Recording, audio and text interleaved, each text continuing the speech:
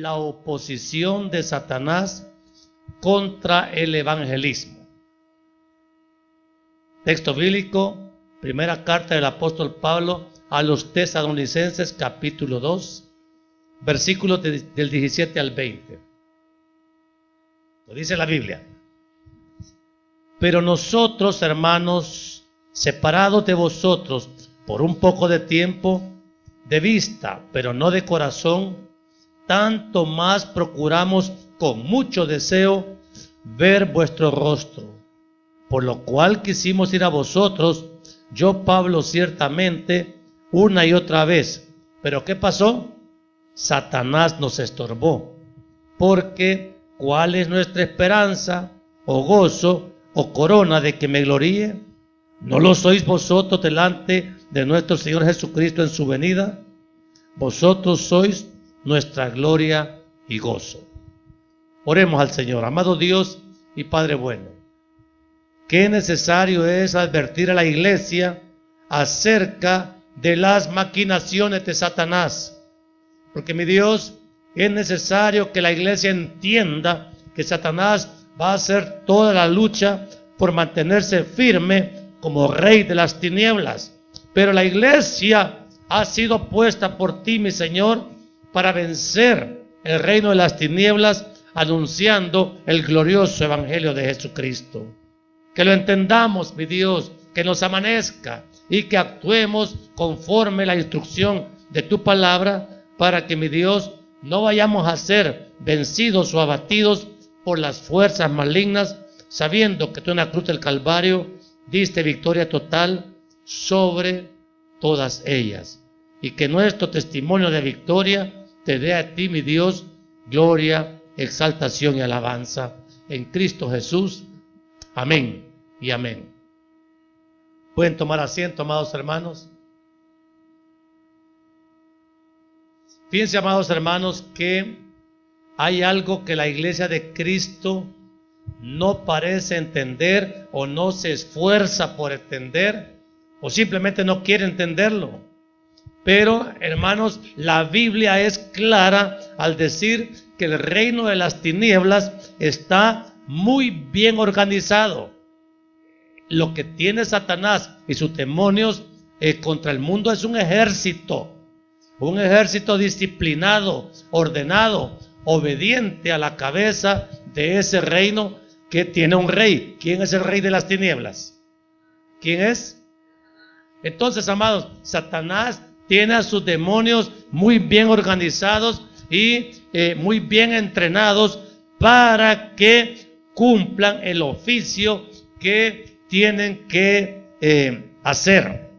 Y la Biblia dice claramente, amados hermanos, en Efesios 6:12, porque tenemos, oiga bien, dice Pablo a los Efesios, porque no tenemos lucha contra sangre y carne, sino nuestra lucha es contra principados, contra potestades, contra los gobernadores de las tinieblas de este siglo, contra huestes espirituales de maldad en las regiones celestes. La pregunta es, ¿estamos nosotros, hermanos, viviendo esa lucha espiritual?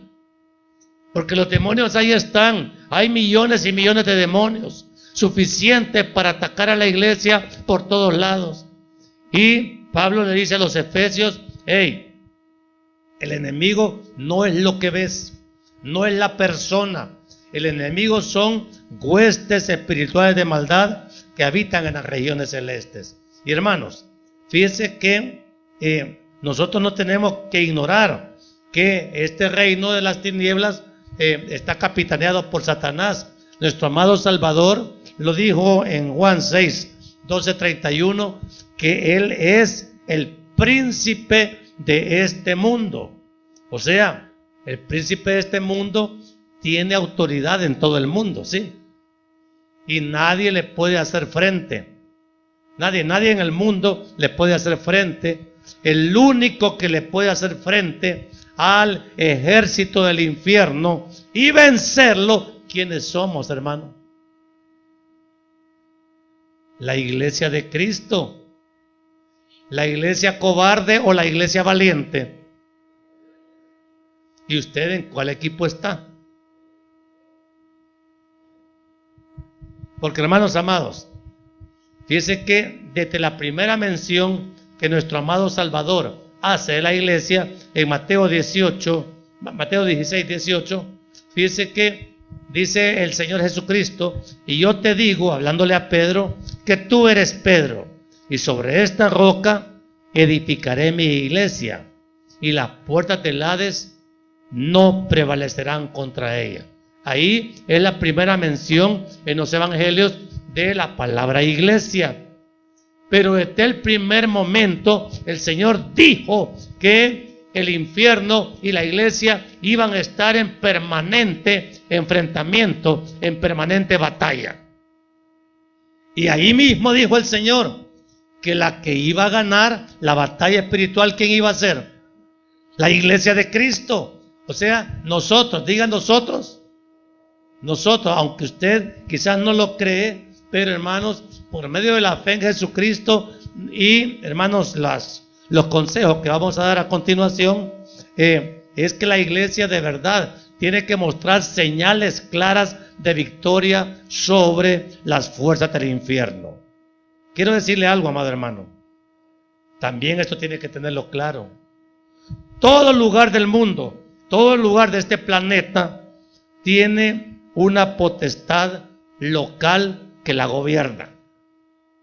Todo lugar. Por ejemplo, San Vicente tiene su propia potestad infernal. Apastepeque tiene la propia. San Salvador tiene ahí un principado más grande que lo gobierna.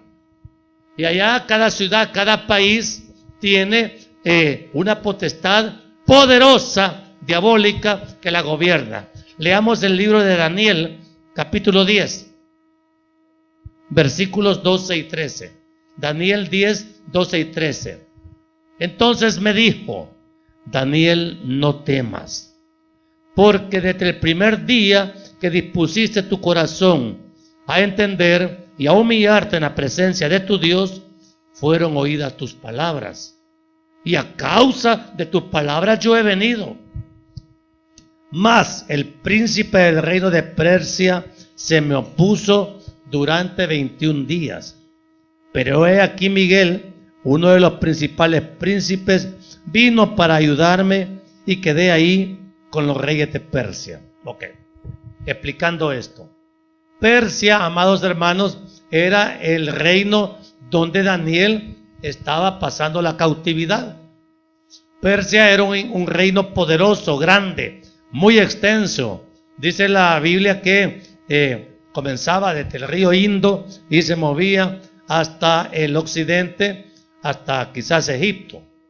Y hermanos amados, pero todo ese territorio enorme estaba gobernado por un príncipe del reino de Persia, un demonio que tenía un ejército organizado para impedir que Daniel, el profeta de Dios, recibiera la revelación que Dios enviaba como respuesta a la oración de Daniel.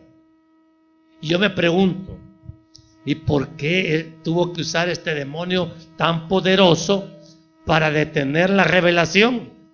¿Por qué realmente se opuso tanto?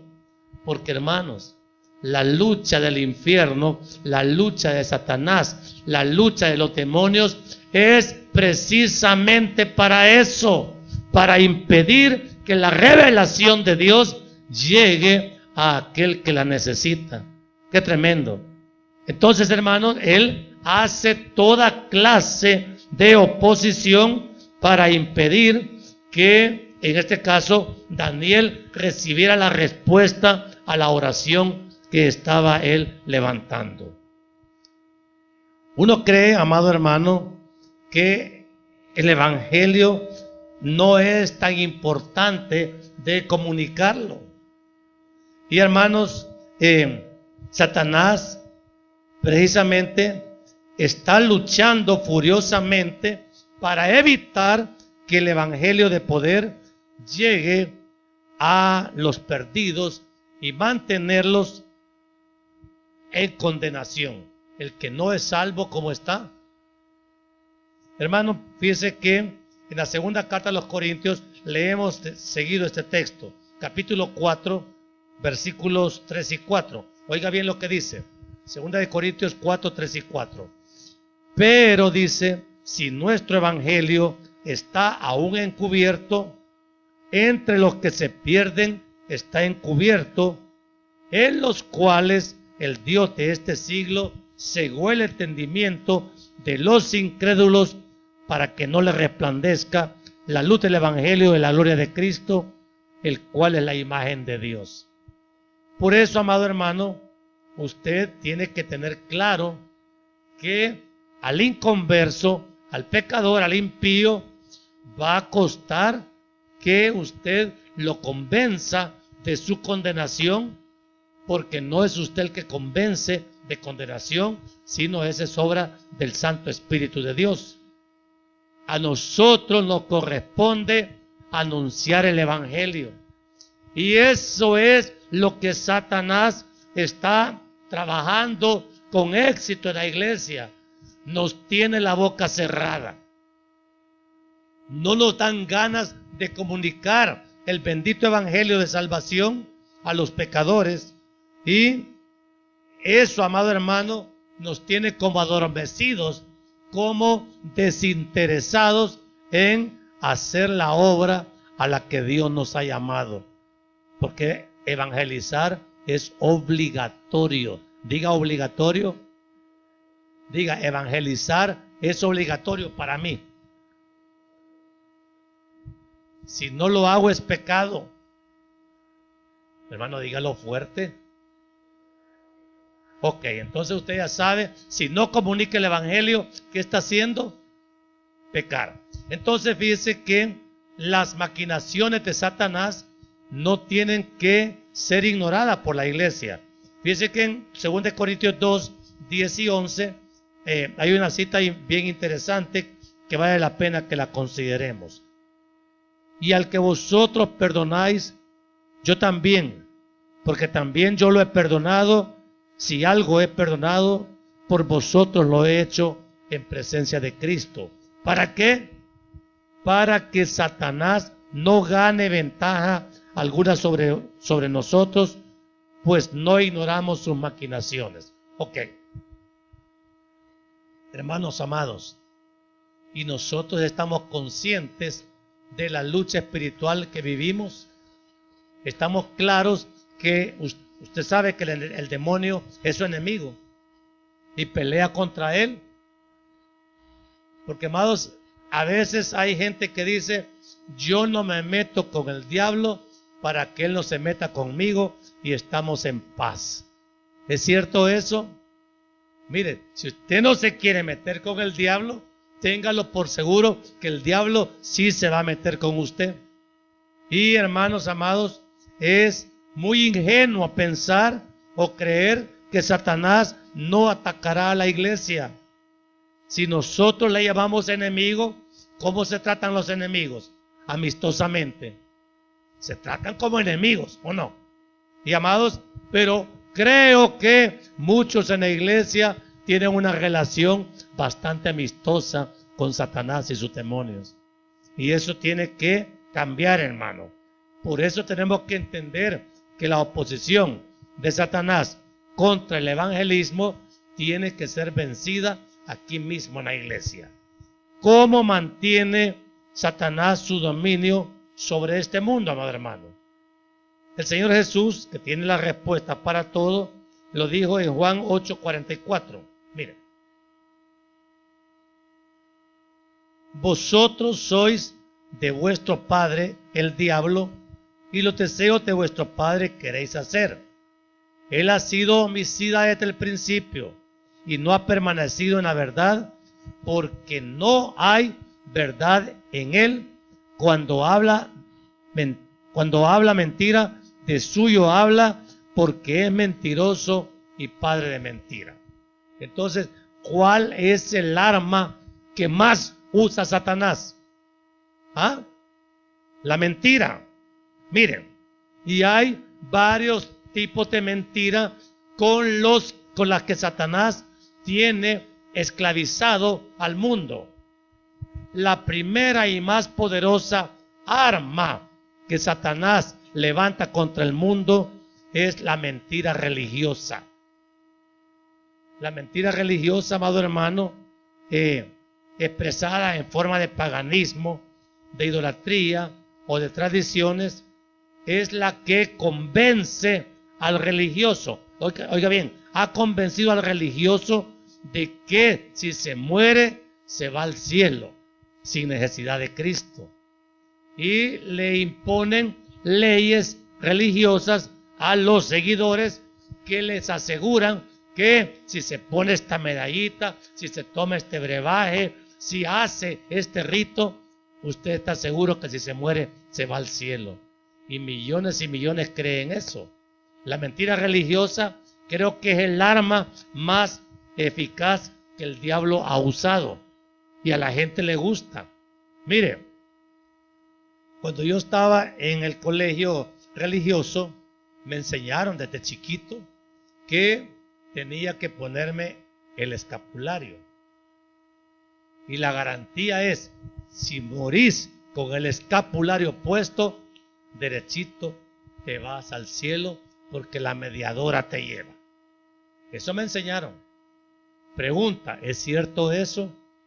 Pero ¿cuánta gente vive cautiva de esa enseñanza mentirosa? Y a la gente le gusta y la cree y piensa que eso es la verdad. Pero no solamente la mentira religiosa, un arma que Satanás ocupa. Ahora en el mundo las religiones están perdiendo protagonismo, pero ahora es la mentira filosófica. La mentira filosófica viene derivada del pensamiento racional del hombre que le ha hecho convencer a millones, sobre todo, mire, las naciones más adelantadas tecnológicamente, económicamente, han llegado a una conclusión fabulosa según ellos. ¿Sabe cuál es? Dios no existe. Mire, usted se va a sorprender cuánta gente ahora declara decir Dios no existe, y aquel pensamiento que alimenta, tú te puedes salvar por ti mismo, todo lo vas a alcanzar por ti mismo, y le ha concedido al hombre capacidades que la Biblia no le reconoce. O el hombre se puede salvar solo. El hombre tiene que ser salvado. Pero la filosofía le hace entender que por la inteligencia y el conocimiento el hombre puede alcanzar otro estándar de vida que sin necesidad de Dios. Sin necesidad de Dios. La otra mentira es la mentira tecnológica, que esa está de moda hoy. La mentira tecnológica es la que está anunciando un futuro triunfante para el hombre.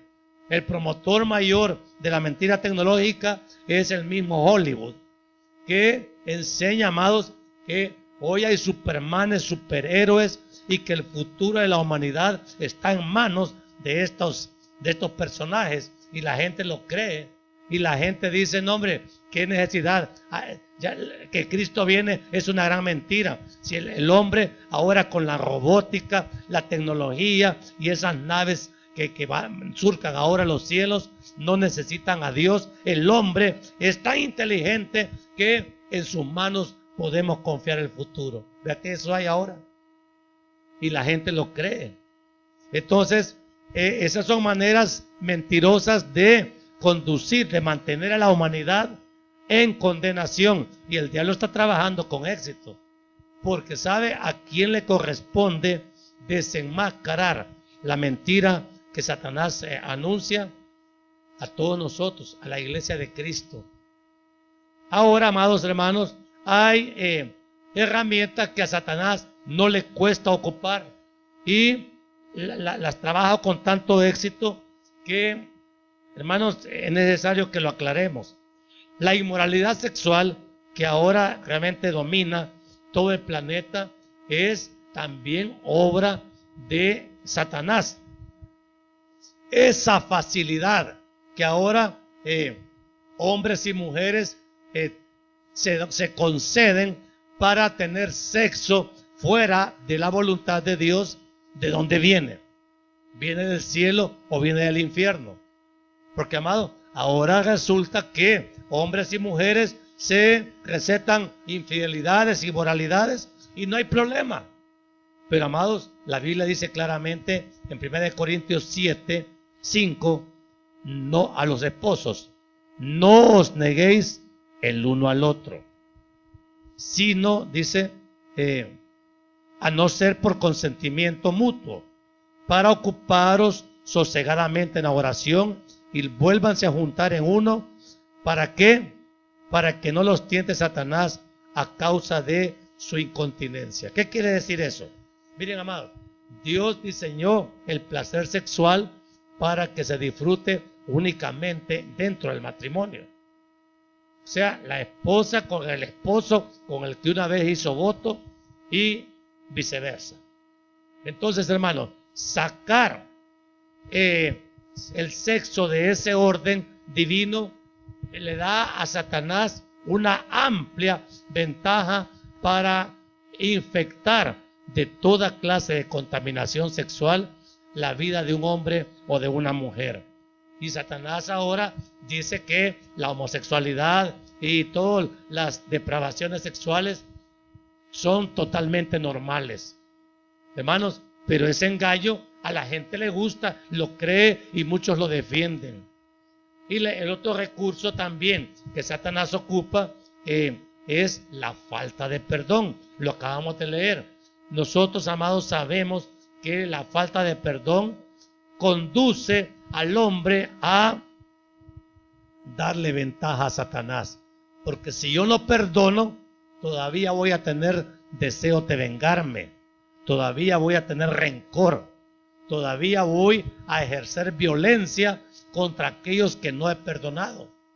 Y la publicidad moderna se encarga de calentarnos la cabeza y el corazón para hacernos enemigos prácticamente del aire.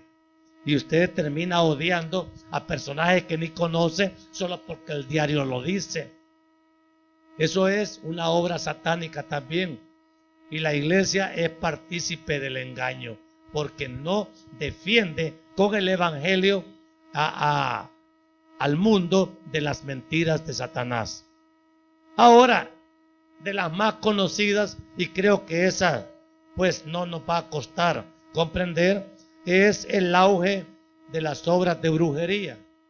La brujería, simplemente, amado, es una de las muchas obras con que Satanás gobierna a su placer. Aquí en San Vicente, ¿hay brujería o no? ¿Y por qué hay brujería? Porque hay gente que cree. Hay gente que viene a la iglesia cristiana, pero a media semana va a consultar ahí con el brujo del seguro. O si no, hay al de Concepción, que dicen que es más fuerte. Vaya. Pero amados, toda esa práctica de brujería y satanismo no está escondida en la Biblia. En Éxodo capítulo 7, versículos del 10 al 12, mire lo que pasó en Egipto. Vinieron pues Moisés y Aarón a Faraón e hicieron como Jehová lo había mandado. Y Aarón echó su vara delante de Faraón y de sus siervos y se hizo culebra. Entonces llamó también Faraón sabios y hechiceros e hicieron también lo mismo los hechiceros de Egipto con sus encantamientos. Hermano, ¿quién estaba gobernando detrás del trono de Faraón? Satanás, por medio de la brujería. Mire, usted no sabe cuántos presidentes y gobernantes en este mundo tienen sus asesores espirituales malignos que les están diciendo lo que tienen que hacer. Eso es bien común, hermano. Y ahora es algo que lo único que hace es que el diablo siga reinando con el poder que lo hace. ¿Cómo se opone Satanás al propósito de Dios con la iglesia? Con el mismo recurso, con la mentira. Mire, Satanás inventa falsos maestros. Segunda de Corintios 11, 13 y 14. Mire lo que dice la Biblia. porque estos son falsos apóstoles, obreros fraudulentos que se disfrazan como apóstoles de Cristo, y no es maravilla, porque el mismo Satanás, ¿qué cosa hace? Se disfraza como ángel de luz. Ok. Hermanos, ahora los falsos maestros y los falsos profetas declaran cosas y dicen que Dios les ha dicho, y Dios no les ha dicho nada. Pero a la gente le gusta la falsa profecía. Hay otros que han inventado que no hay infierno, que lo que estamos diciendo nosotros que es pecado no es pecado. Y hermanos, están enseñando y enfatizando la prosperidad terrenal como propósito de vida cristiana. Hermanos amados, la iglesia no tiene que tolerar el pecado. Mire, cualquiera que en la iglesia sea sorprendido en pecado, tiene que ser disciplinado. Y a la gente no le gusta la disciplina. Si yo le digo, mire, usted está en pecado, ya no puede servir. Esa es la primera manera de disciplinar. Porque si no lo hacemos, estamos consintiendo el pecado. ¿Y qué gana la iglesia con tener pecado adentro? Entonces, hermano, Satanás le dice a algunos pastores, no disciplines a ese hermanito, porque ese diezma un montón. Aquí no tenemos, pero en otras iglesias sí. Y se va a enojar y se va a ir. ¿Y qué prefiero? Tenerlo acá, sabiendo que tiene un testimonio de pecado, y no lo voy a disciplinar porque da dinero. Así es la cosa. Entonces, hermanos, la disciplina bíblica tiene que ser aplicado. Ahora, quiero decirle algo. Satanás conoce el poder del evangelio. Satanás lo conoce y lo conoce bien. Porque no me avergüenzo del evangelio, dice Pablo a los Romanos 1:16, porque es poder de Dios para salvación. Satanás conoce el poder del evangelio. Quien no parece conocerlo ni creerlo, ¿quién es? La iglesia de Cristo. Y amados, dudamos de la eficacia que tiene el evangelio para la salvación de los pecadores. Usted tiene una amiguita que sabe que no es salva, pero no le habla del evangelio, porque dice, no, si esta es bien dura, no va a creer. Si esta ya tengo años de decirle, mire, a veces usted dice así y nunca le ha dicho nada, porque tiene pena de hablarle de Cristo, porque usted mismo no conoce la riqueza, el valor que tiene el evangelio. Entonces, como duda del poder del evangelio, entonces usted se calla. Hermano, eso no debe ser así. El evangelio tiene que ser proclamado. Mire, usted ha oído aquí, San Vicente tiene bastantes anunciadoras. Anuncian muertitos, anuncian todos los eventos del parque. Y lo hacen a buen volumen. Estamos acostumbrados a eso. Pero amados, todo eso se puede anunciar. Pero el evangelio de Cristo parece que está condenado a ser silenciado, porque la misma iglesia lo está callando, lo estamos callando. Miren lo que le dice Pablo a Timoteo, según Timoteo 1, 7 y 8. Porque no nos ha dado Dios espíritu de cobardía, sino de poder, de amor y de dominio propio. Por tanto, dice Pablo, no te avergüences de dar testimonio de nuestro Señor, ni de mí, preso suyo, sino que, dice Pablo, participa de las aflicciones del evangelio según el poder de Dios. Hermanos, ¿qué somos nosotros? ¿Valientes soldados de Cristo o cobardes soldados que nos escondemos porque quizás dudamos del poder que el evangelio tiene?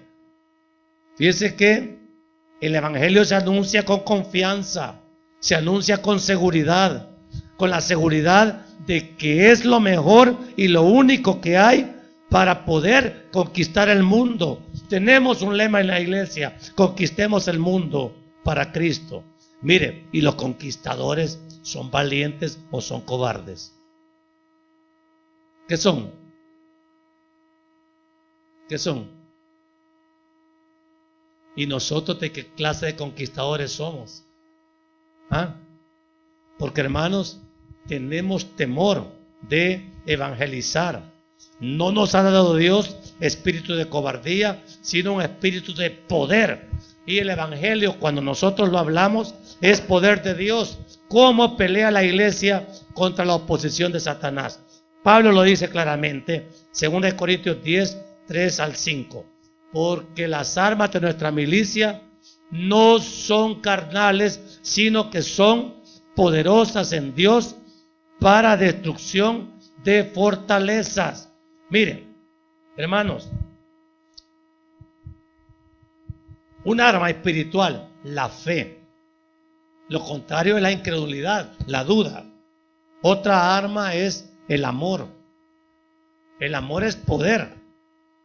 Satanás no conoce el amor, él conoce el odio, la venganza, él promueve los pleitos. La justicia divina o la justicia humana, ¿cuál es la más eficaz? Pero a veces nosotros queremos hacer justicia a nuestra manera, y hermanos, así no hay poder de Dios. No es con la inteligencia, no es con la sabiduría, es con, hermano, las armas de Dios con las que vamos a derribar el poder del infierno. Y finalmente, amados hermanos, la Biblia tiene un recurso clarísimo que vale la pena que lo leamos. Efesios 6, del 10 al 17. Mire lo que dice. Es la armadura de Dios. Fíjese bien lo que dice Pablo. Por lo demás, hermanos míos, fortaleceos en el Señor y en el poder de su fuerza. ¿Quién es el poder de la fuerza del Señor? El Espíritu Santo. Vestíos de toda la armadura de Dios para que podáis estar firmes contra las acechanzas del diablo. Porque no tenemos lucha contra sangre y carne, sino contra principados, contra potestades, contra los gobernadores de las tinieblas de este siglo, contra huestes espirituales de maldad en las regiones celestes. Por tanto, dice Pablo, tomad toda la armadura de Dios para que podáis resistir en el día malo y habiendo acabado todo, estar firmes. Y ahí vienen las armas espirituales. Estad pues firmes, ceñidos vuestros lomos con la verdad. ¿Qué combate la mentira? La verdad. Y vestidos con la coraza de justicia y calzados los pies con el apresto del evangelio de la paz. Sobre todo tomad el escudo de la fe, con que podáis apagar todos los dardos de fuego del maligno. O sea, Satanás va a atacarnos, hermanos. Y tomad el yelmo de la salvación y la espada del Espíritu, que es la palabra de Dios. Hermanos, nos ha dado el Señor recursos suficientes para pelear la batalla espiritual. ¿Todavía le tienen miedo a los demonios, hermano? Porque los demonios, claro que ellos se presentan como monstruos invencibles, porque saben que con la palabra de Cristo, la palabra del Evangelio, ellos van a ser totalmente anulados en su poder espiritual. Pero amados, si nosotros no peleamos contra ellos, nos van a aplastar. Ya basta, hermanos, de tanta cobardía para anunciar el Evangelio. Fíjense que notan que mi garganta está un poco cansada. ¿Qué creen? Que no tengo batalla espiritual en este momento.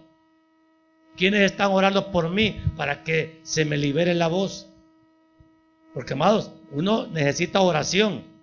Esta batalla, mire, me duele un poco acá, la garganta se me ha cansado y yo sé que es una batalla espiritual. El infierno no quiere que declaremos el poder que el Evangelio tiene para anularlo. Mire, usted puede ver la película más diabólica de esa que hay ahora. Menciona la palabra Jesús ahí en medio de esas películas y se le acaba toda la película al diablo. Es que el Evangelio es poder, hombre. El Evangelio es poder de Dios. Por eso es que Satanás lucha para que no hablemos del evangelio. Lucha para que el pecador no oiga el evangelio. Él lucha para que el reino de Dios no corra, sino que se quede acá en las cuatro paredes. Y nos adormece y nos dice: ahí estén tranquilos, hay peleas aquí entre ustedes, no salgan a pelear la batalla afuera, porque afuera me pertenece a mí, así dice el diablo. Y la pregunta es: ¿vamos a callar el evangelio porque Satanás se opone?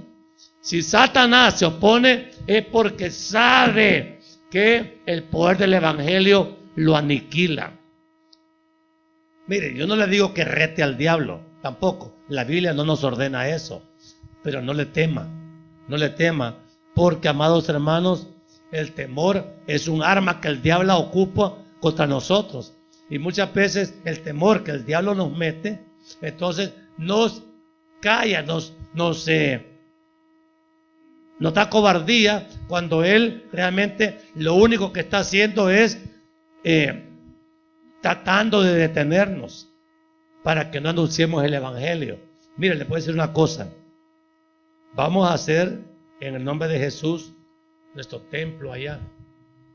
¿Y qué tal, hermano, si hay una explosión de conversiones? ¿Y cómo los vamos a atender, hermano? Solo el pastor. ¿Quiénes van a ser los servidores?